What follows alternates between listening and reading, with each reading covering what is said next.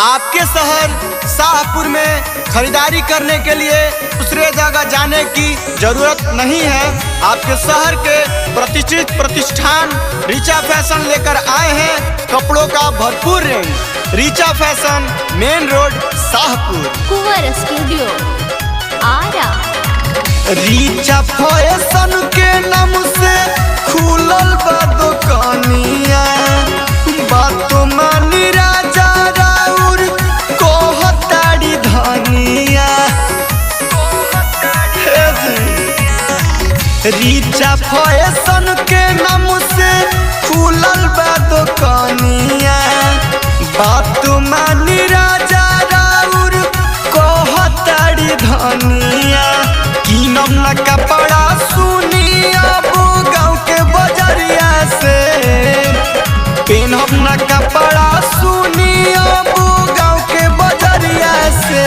चली शॉपिंग करा के लाई रजऊ शाहपुर बजरिया से, चली शॉपिंग करा के लाई रजऊ शाहपुर बजरिया से। रीचा फैशन पेश करते हैं दीपावली, छठ पूजा एवं लगन के शुभ अवसर पर उपहारों की बौछार। 1 लाख की खरीदारी पर फ्रिज, 50,000 की खरीदारी पर कूलर, 25,000 की खरीदारी पर ट्रॉली बैग, 2500 के ऊपर की खरीदारी पर निश्चित उपहार बिल्कुल मुफ्त पाए। रीचा में नया नया कपड़ा बयाई, ले बढ़ेर कपड़ाई नामो मिले जाई।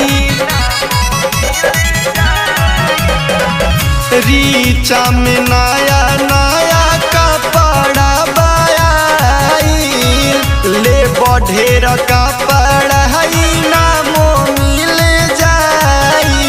कबो घुमा के लैला नहीं मौल भितरिया से, कबो घुमा के लैला नहीं मौल भितरिया से।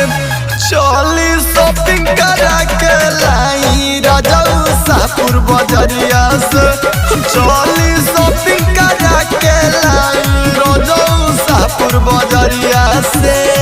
हमारा पता है Richa fashion, main road, Shahpur, Shah Lakkad Baba Bazaar के बगल में। हमारा मोबाइल नंबर 7549331502। ननदो के आवे हरदम ओही जैसे ओढ़निया, मालिक विकास हम तो हई राउर कनिया। ननदो के आवे हरदम ओही जैसे ओढ़निया, मालिक विकास हम तो रौरे हई धनिया।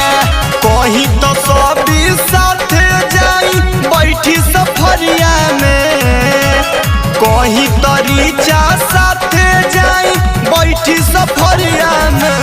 चली शॉपिंग करा के लाई राजा शाहपुर बजरिया से,